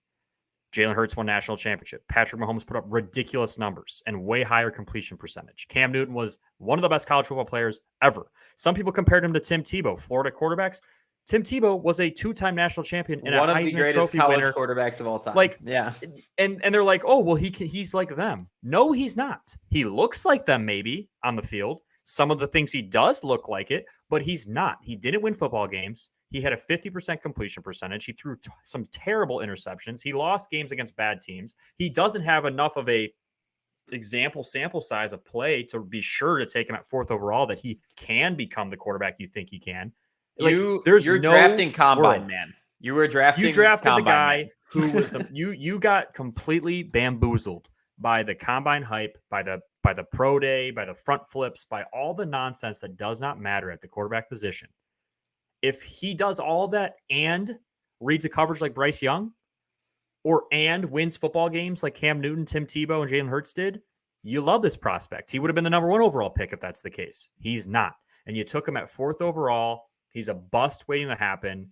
And you had other needs in Indy. That's the thing that really bothers me. You didn't have to go quarterback. And I'm not saying, by the way, people are like, well, is Levis better? No, Levis isn't better. There's a reason Levis dropped out of the 1st round. You didn't have to go quarterback. If you wanted to get a quarterback, you should have been aggressive and try to go get Stroud or Young. Or wait till next year or go be aggressive in free agency again like you have in the recent years. This is not the answer. And then you look at the rest of the picks. There's only a few that I like, honestly. Yeah, Josh Downs is a steal. I was going to say Josh Downs is a steal. He drafted. Brent's is a reach there, I think. Brent's is a reach for sure. Darius Rush, I like out of South Carolina. He was able to cover some pretty talented SEC receivers and do well. I don't love Will Mallory at tight end out of Miami, overrated. Evan Hall is going to be a good role player with Jonathan Taylor in the running back room. Jalen Jones, again, interesting corner prospect. I think he could be pretty good. But besides that, I don't really like any of the other picks. Yeah, nothing really stands out to me. So, then, like, you're blessed with the 4th overall pick. Right. There's just so many better options. People are saying, well, what would you have done? Well, I don't know. I would have traded back. If Stroud or Young doesn't fall to you in some miracle, trade back. Or, I don't know. This just isn't this just isn't the right move for them right now. And people are like, well, this quarterback developed Hurts in Philly, and he's like the same thing as Hurts. No, he's not. He's not Jalen Hurts. Jalen Hurts was so much better in college, and even then, was more ready. Hurts took 3 years to develop to be the quarterback that we know him and as started today. like 30 games and won like 28 of them. You know. Now, do I think Steichen could do it? Maybe. I will say that. I'm not saying it's impossible. It's just I think Steichen might build an offense up that actually makes Anthony Richardson successful, but that isn't a testament to Anthony Richardson. That's a testament to Steichen. So we'll see what happens. I would give them both the credit if they're able to become what Jalen Hurts was in Philly. That's definitely going to be a 2-man. You know, both of them will be responsible. But I don't see a world where he gets put in a game in the next 2 or 3 seasons where he's going to be able to win you the football. He struggled reading college coverages. He struggled, picking up those blitzes. He's not ready to translate his game as being the best athlete on the field into the NFL. That doesn't make you a great NFL quarterback. We've seen so many guys miss. It's almost like playing out clearly in my head where it's interception city year 1. People are going to be like, he's developing. It's going to happen. Interception city year 2. Continues to struggle through the rest of his rookie contract, gets released, tries to be a second stringer somewhere, isn't in the league 6-7 years from now. Like that's what's going to happen. And dude, he won't even start. Minshew will start. Like I don't see a world where he starts this year for Indy unless they're like 0-7. We'll see what happens. Jaguars had a great draft, in my opinion. Between shoring up the offensive line with Anton Harrison, there is kind of a gap between him and some of the other premier offensive linemen, but I think he's still going to do his job. You get a pretty solid TE out of Strange. You get my boy Tank Bigsby in the 3rd round. Let's go. He went higher than I thought he would, John. He did. I'm telling you, man. Look, guys named Tank. They got to go high. Honestly, I'd say probably the best pick that they got value-wise is Yasir Abdullah. He's kind of like an edge linebacker hybrid, kind of like a Nolan Smith type. He has a lot of tools and a lot of versatility, and I think he probably will find a place in the NFL. I would say getting Parker Washington in the 6th round is their best value because you mix him with an already deep receiving core with Ridley and Kirk, and Evan Engram. Like Trevor Lawrence has weapons, man, and Doug Peterson knows how to use his weapons. Like the Jaguars I'm putting them on Super Bowl watch. Like they're that good. They're gonna win their division most likely. Easy. I would put a lot of money on them winning their division easily, and they might make a push in the AFC. Like Trevor Lawrence is the forgotten about. Yeah, for sure. Chiefs. So you get Enrique Uzama out of Kansas State. I'm surprised he actually went in the 1st round, but I'm stoked, and I think he has all the physical tools to be successful in the NFL. He's surrounded by some great talent to develop with. You get Rashee Rice out of SMU. Adding yet another weapon to the staple for Mahomes. And honestly, like a lot of these other prospects, I don't know a ton about, so I can't really speak to them. I think these first 2 picks, you nailed it with. You're a Super Bowl champion. Have your cigar, load up. I think they had a chance to really separate themselves more, and honestly, I don't think they did. I don't think they really I know they had limited picks here, but I don't know. Rice went higher than I thought he should. And I'm not too high on the rest of these prospects. I think there was better talent, that they could have went and tried to get, be a little more aggressive and really separate yourself as the top dog. And I think they're kind of just like, we're the top dog. We're okay with it. Right. Raiders, man, I get nervous for anybody drafted in the 1st round by the Raiders. Because I do think especially when they do that. When they take a guy where they already have Max Crosby and Chandler Jones on their roster. Jones did not play well last season, though, and I think that they are probably going to look to move off of him. I could be wrong, but I think that's who Wilson was drafted to replace. But apparently Wilson's dealing with a Liz Frank injury, which is a mess to come back from usually, especially at his position. I do like the Michael Mayer pick. I think that's a solid, especially with them moving replacing. Yeah, exactly. Byron Young's a good pick for D-line. I don't mind that. Aiden O'Connell interesting. I like Aiden quarterback, but O'Connell. He's yeah. very accurate. He's Very Kirk Cousins smart, part too. 2. He's He's Kirk very, Cousins very part smart. 2. So overall, yeah, I'd say this is a pretty mid-tier draft. Like, I don't hate Very. it. I'm just worried for Tyree Wilson. And it might not even be his fault, but there's a curse with Raiders first round draft pick. They had way bigger needs than to go, maybe they just went best available. I get it, but like, And also, per our conversation, like they're in the same division as KC, so they might just be Right. like, hey, whatever we can throw at trying to kill kill Pat Mahomes, we're Herbert, gonna kill do Herbert, that. kill Kill Mahomes, Herbert. kill Russell Wilson. Speaking of Herbert and a damn good draft class, I really, really, really like the Chargers draft class personally. I think that you're plugging in a lot of gaps. They grabbed your guy Max Duggan at the end there, which could end up being a solid second stringer for him. Quentin Johnson, with their Williams battling injury and Keenan Allen getting a little long in the tooth there, I think that's a good pick. Tooley's a pretty solid edge rusher. Add some needed depth there. Henley was a steal. Great one. In the third round. Davis out of TCU is a pretty solid receiver. Like, I just think they addressed problem areas without reaching. They got good value. It has me excited for the Chargers, but per usual, they usually find a way to choke away getting in the playoffs or choke being in the playoffs or whatever. So, John, the Chargers offense right now, like, is just, if you could go into Madden and create like just video game toughest matchups, you have Gaden Everett, okay, freak tight end. You have Quentin Johnson, 6'5", freak athlete wide receiver with speed. You have Mike Williams already on your roster. You have a good slot receiver with Keenan Allen. You have Eckler, I assume is gonna. I don't know what the deal is with Eckler. I think haven't heard. I think he'll still be there too. He's stuck around this long. And that's a lot of weapons for Justin Herbert to start to play with and throw the ball around. So you have big, freaky athletic guys all over the place. And then you have a running back that's the best receiving back in football. Like, that's a quarterback's best friend, man. Like that. And I'm telling you, new OC, he's going to go in there and he wants to play with the new toys. Like it's Christmas morning. So yeah, I think he's going to be able to do a lot with this for sure. Yeah, I like this draft. Rams, I didn't realize how much late round talent that they have, and it's actually sneaky what they're able to do with it. Obviously, they're not grabbing, a ton of like top tier talent because they didn't really have the draft capital to do that. But you talk about what they do in these mid and late rounds. I mean, you're filling in a lot of prospects that, I think will kind of help maybe rebuild this team into something that's actually a competitor. I mean, you had the offensive line, which they desperately needed to do.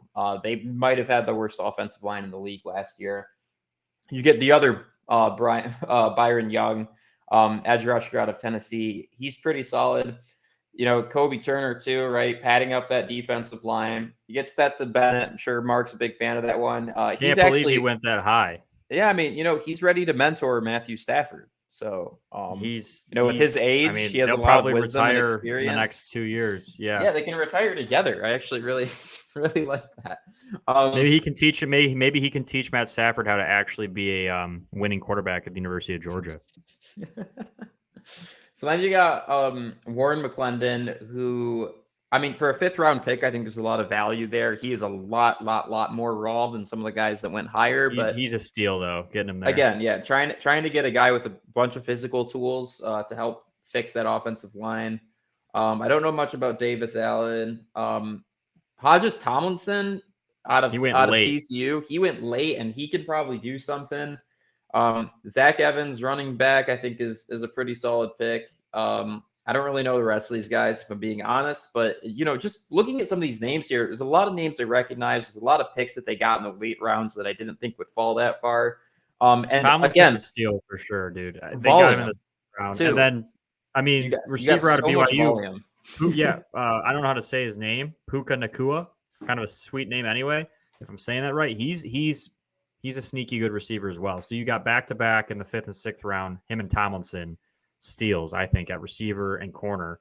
And then, like you said, their early on picks, they did pretty well too. They tried to make the most of it. I mean, it seems like they're in full reboot mode. So they honestly, though, like, I'm not saying that they're going to be like anywhere near where they were 2 years ago, but they might be like able to compete with this squad and who they currently have. I mean, You the don't have to amount run of it back guys. against McVay either.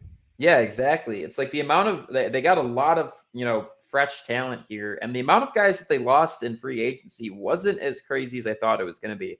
Obviously, you let Ramsey walk, you let Robinson walk, but I mean, you're keeping a lot of your core guys still. So we'll see what happens. Dolphins, obviously, not having their first round pick because they wanted Tom Brady to be a quarterback and part owner hurts a little bit. Tampering punishment. Yeah, but you get, Cam Smith, I think is I think he went a little high. I think he went a little higher than he should have, though. Probably, but at the same time, you think about the defensive backcourt that they're working with in Miami. He's going to have, a good core to develop around. And if that's the guy that they like, that's the guy that That's why I was just surprised they went with, a corner rather, because they already have a deep secondary. Right. And then, I mean, only 4 picks here. So, grabbing Hayes out of Michigan, that's exciting. I'm telling you, I don't know how to say his name. Akane, Devin Akane. Yeah. I'm not sure how to say it, but I've watched him play a few times, and he's special. He's got like similarities to Jahmyr Gibbs. I'll put it that way. Like he can kind of do everything. Damn. Okay. And he's got crazy speed. Well, and that's what I was going to say is some of his that offense they were probably the fastest offense in the league last year. I think that's their whole thing since McDaniel got there. Let's get the fastest possible player. At every position, let's just be so fast. And look, man, it was working for him last year as long as they had a quarterback that could get to the ball to these guys. So, hopefully Tua can stay healthy, man, because they're a fun team to watch when Tua is healthy. Vikings, look, man, Addison is a bold pick from them. I don't think receiver was the problem they needed to address, but they did anyways. That's going to be a bitch to deal with. I do think it's interesting that they went with that, though, based off of, some of the defensive backcourts they have to face within the division. I guess that's why they went there, is load up on the You lost Thielen. Listen, you lose Thielen. You have the best receiver in football on one side. You better make sure you have another, a pretty good number 2, and they didn't have a number 2 guy. So I wasn't surprised. And the fact, I don't think they went into the draft planning on taking him, but the fact that he was still there, because of the receivers slipping, you take him. And he's very similar to Thielen in the fact that he's not like going to burn you crazy with speed, but he's going to run sharp routes. He'll catch neutral balls, and he's very smart. So, and he's going to get favorable matchups because of Jefferson on the opposing side. So, like, that's going to be really, like you said, a bitch to deal with for defenses. And Kirk Cousins is usually going to, make the right read and he gets the job done. The right throw. Yeah. Yeah.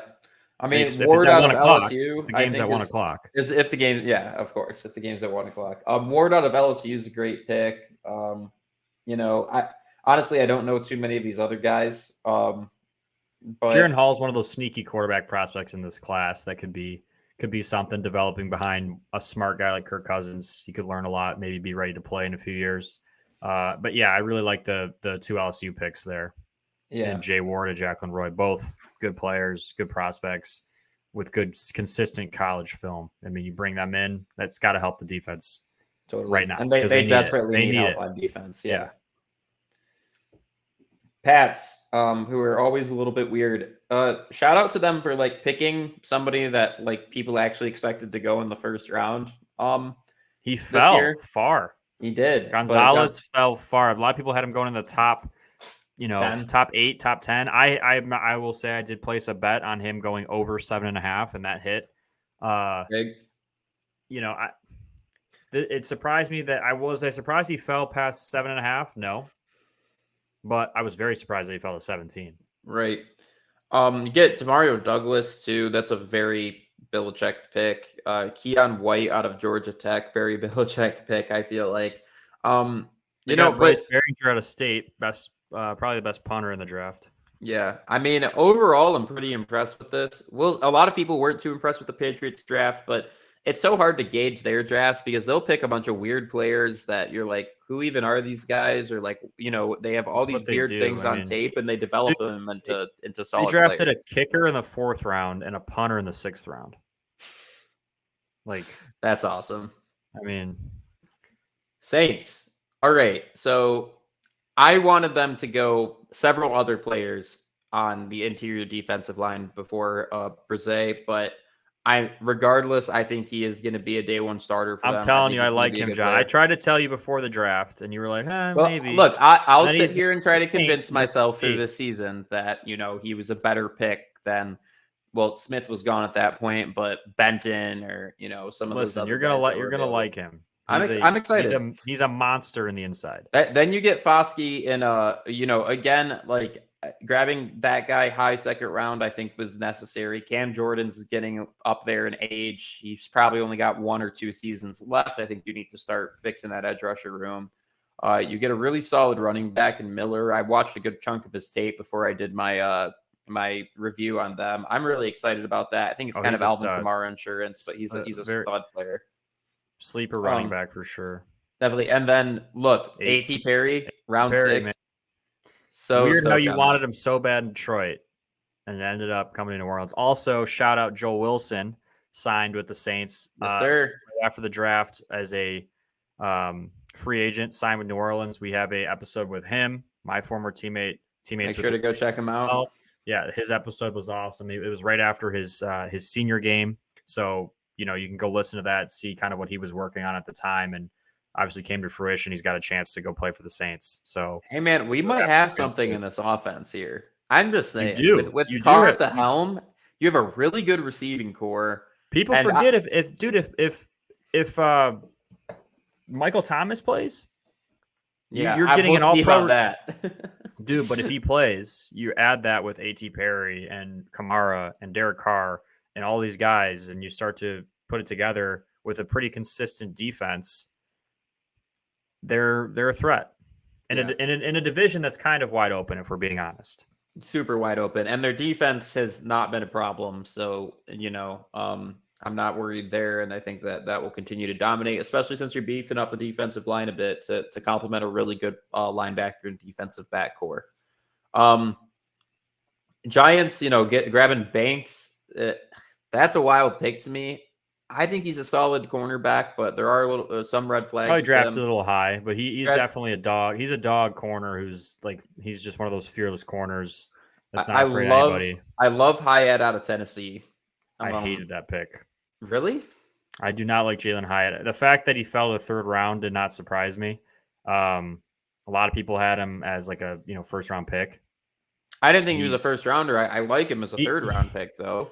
I don't hate it as a 3rd round pick. I don't like him as a prospect. I think he can do one thing, and that's run fast. And he's not as fast as he's not fast enough to be like a Tyreek Hill, and that's how they're going to want to use him. Sure. And so I just think that that's just kind of a wasted pick, in my opinion. But I love the John Michael Schmitz pick out of Minnesota, best center in the draft. And he's got probably the best offensive line name in the draft, or at least up there. That's a very offensive line name, 100%. I don't hate their draft though overall. Besides, I don't either. I mean, it's I think that they address some problem areas. I think their offense is going to be pretty productive this next year. We'll see what happens. The Giants have continued to be a pretty big question mark for the past few years. Jets, man. If I was Aaron Rodgers, I'd be pretty happy about this, right? Obviously, you don't go offense in the 1st round. The Jets didn't have as much of a pressing need to, though, because that's basically what they did last year, and Breece Hall and Wilson and stuff. You get Will McDonald. I think it's a solid edge rusher prospect. You go 2 offensive linemen back to back. You grab another running back. I mean, you got Zach Kuntz, who is a big body tight end. That everybody was mispronouncing in the draft stream. Previous episode is definitely explicit, but we'll keep this one clean. No, they were just mispronouncing his last name. No swear words were actually said. Right. Listen, I feel bad for the Jets because they got jumped. They got straight up jumped in the street and robbed because they were going to take their offensive tackle, and they had a team move up ahead of them, 1 pick. And everyone knew the Steelers were going to move up, and everyone knew who they were taking. And they desperately needed it. The Steelers needed an offensive lineman really bad. The Jets thought they were going to chill and sit there, and there was no way that he gets taken off the board. And then the Steelers made their move, and it was too late. And they probably saw that trade happen, and they're like, shit. Yep. And then they had to pick best available because I think they were going to protect Aaron Rodgers with the best tackle there. But you And- still do that. I mean, and their offensive line was by no means like a problem area for them last year. Yeah, it wasn't great, but it's middle of the road, right? And you still add some talent there. So, and then you add a huge body tight end. This dude's the same size as Darnell Washington. So yeah, he's I was surprised he didn't go earlier. Honestly, maybe it was just no one wanted to announce his name, because they were worried that they would mispronounce it. Who's this guy? Oh, we can't run to the podium with this. We can't have, could you imagine if they had one of those kids that like the Make-A-Wish kid go up there and he said the wrong? Oh, like it's just not good. You can't have it. Sorry. Eagles, holy crap, man. That's all I gotta say. What a draft. I mean, seriously, like stole the you show. Get Carter and Smith in the first round. Crazy. The crazy thing is, like, the Eagles were in the Super Bowl last year. Nobody saw them coming into this draft like thinking they're going to do anything. And then what do? Steal the damn show. Sidney Brown is a stud. I can 100% see him starting in the NFL. Ringo, I think, has a lot of upside, and I think you're getting him as a 4th round pick, and you can work with that, potential development. Ojomo, I mean, even out of Texas, like I'm surprised as hell that he got to the 7th round. That's crazy. So, yeah, lots of good stuff there. You got Jalen Carter, probably the best player in the draft. Okay, you got Nolan Smith. Okay, who should have been an early first round pick. Like, they stole the show. They stole the draft. Consistency with the Georgia Bulldogs as well, which is interesting. But if you like them, you like them. You stick with them. They've done well for you so far in the league. Might as well keep doing it. Moving on to the Steelers, aforementioned Steelers. I mean, grabbing Jones out of Georgia. That's who and Jones is who we were talking about in terms of the Jets grade. That's who they came up to get and stole from the Jets because the Jets were going to take him. Then you get Joey Porter, and the fact that he went at the top of the 2nd round is nuts to me. Hometown hero. His dad played for them. Like, that's probably the coolest story pick of the day. Keanu Benton, great interior defensive lineman. Darnell Washington, who, again, the fact that he went 93rd is crazy to me. Unreal. I love the Benton. Dude, the Benton and Washington picks might be the best, like, back-to-back round 2 value. Picks and then you get Corey Trice too, who I forget what the issue with him is. Injury, right? He has a lot of underlying injury issues. Yeah, but he's a steal in the 7th round. I was gonna say he's a steal, and you have a crazy amount of defensive back talent for him to develop under. So I mean, I think it's a great develop. Benton, to me, I wanted Benton so bad in Detroit. Yeah, he was the perfect fit, and the fact that he went, in the second, like, that just bothers me. Like, I think the Steelers stole 2 guys we had our eyes on, frankly.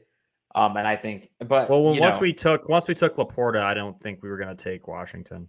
Sure. Well, no, I'm saying Porter and Benton. I think. Porter. I think both those guys were on the Lions draft board, and the Steelers got there before them both times. Hey, they're the Steelers for a reason, man. They stole from the Jets. They stole from 49ers. Again, another team not having a 1st or 2nd round draft pick, still able to do a hell of a lot with it. I mean, you get Brown out of Penn State. You grab Moody in the 3rd round, which is nuts, but honestly, that's probably the best kicker in this draft class. So whatever, man. It is, but that's still crazy. Take him the 3rd Ronnie round. Bell out of Michigan. He did end up getting drafted. I mean, a lot of interesting picks here. Shanahan tends to do a really good job in the later rounds. So yeah, I didn't love their draft, John, which surprises me. It's hard to love it with missing a 1st and 2nd round draft pick. I get it, but like, I mean, I just like you said, usually they do better in later rounds anyway. And Ronnie Bell, not crazy high on him. Not crazy high on either tight end they took. Tight end Cameron Latou out of Alabama or Braden Willis out of Oklahoma. I'm not crazy high on those guys, but one pick I love, D. Winters. And you, as a Michigan fan, remember him torching you up in that playoff game, doing everything, interceptions. We're not talking about it. He is a stud. Okay, stud. And they got him in the 6th round. Him next to the best best linebacker in football already. Sign me up. Sign me up for San Francisco. Seahawks, man. I mean, holy highway robbery. And I covered this one on TikTok. I mean, Witherspoon and Jackson Smith and Jigbo to start your 1st round. Holy crap. You're bringing the Legion of Boom back because Woolen is one hell of a corner. And then you get, you have JSN, DK Metcalf, and Tyler Lockett as your receiving core. nuts. That's crazy. Are they the best receiving core in NFL now? Best I'd say three top man? I mean, top 5 since- for sure. Dude, they might be besides Cincinnati. I mean, in terms of having 3 guys that can do it all. Crazy. You're grabbing a great edge rusher in Derek Hall. I think he's going to be a great running back too. Was Cabernet? I think is how you say his last name. Yeah, he was a Michigan transfer to UCLA. He's going to be he's a good prospect for sure. I mean, good interior offensive line, good interior defensive line. Those are both problem areas that they needed to address. Another defensive lineman, another interior offensive lineman. I mean, they crushed their first 3 picks. They crushed. I was shocked they took Witherspoon and not Jalen Carter. I think there's something with Jalen Carter that, obviously the teams around the league know that the public doesn't know. Well, because Seahawks are not afraid to draft. Oh my God. Pete Carroll he'll pick murderers. And maybe Jalen Carter is, I don't know. Right. Like, depends how you look at it. It's wild, man. So, I'm really interested to see they might win their division, which is crazy to say because of the fact that I'm so high on the 49ers, and I actually think they might have a team that's good enough to beat them. So when Pete Carroll said this is not a rebuild, it's a reset or a reload or whatever he said, like he meant it. I mean, dude, Geno Smith, I can just picture Geno Smith. Hey, Geno Smith MVP odds. Take a look at those. Just putting that out there early, way too early, but mark that I said this in May. Geno Smith MVP odds. Take a look at that bet. That's all I'm saying. Yeah, so be throwing bombs. It's gonna be nuts. Taking a look at Tampa Bay, right? You got Kalijah Kancey. I love this pick. I think he was drafted high, but I mean, if you're looking for a guy to rush the passer from the interior, that's your guy. That's what he does really well. He's undersized elsewhere, but I mean, he's I think a really good prospect. Mauk, you really need to fix that offensive line. I love that Mauk pick, dude. Yeah. I mean, good depth. It's tough because I think Tampa's going to suck this year, frankly. But I think at least they're putting in some pretty good prospects for the future. I like a lot of names on this list. Titans, shout out to them for not reaching on Levis early. You go and get a really solid interior offensive lineman. You got to replace Taylor. You got to replace Lawan somehow. Yeah, I really like Spears. I think that this was a solid draft class for them, and they have a guy in Levis that they can try to develop under Tannehill this year or whatever. And then, Tannehill's probably. I don't believe in Levis either. I'm very much thinking he's a bust, similar to Anthony Richardson. But the fact that you didn't reach on him, you didn't reach on him. That's why I'm not as what are you doing? Because you got him way later than most people thought he would be taken, and let him sit behind Tannehill, see what he can do. And I mean, Commander's basically loading up on defense and interior offensive line. Forbes going at 16. Emmanuel Forbes going at 16 surprised the hell out of me. One of the more surprising. I mean, he's 166 pounds. Hey, man, if you can play ball, you can play ball. He's got Sauce Gardner comparisons, though, dude. Like, he's a ball hawk. Yeah. And I mean, Martin out of Illinois is really solid, too. I mean, that entire Illinois defensive back core these past 2 years really was really, really solid. So yeah, KJ Henry's good out of Clemson too. It's a decent draft. I'm not gonna take him. I'm surprised no quarterback taken. Oops. Yeah, same here. But I mean, I guess they're rolling with who they got right now. I'm interested to see what happens. Not a lot though. I mean, yeah, Howell or whatever his name is. Mm-hmm. So we'll see what happens. Fifth round pick, Sam Howell, take us to the promised land. So who won the draft for you? Who's your favorite draft class? I have. No, you get to pick one. Nope, one.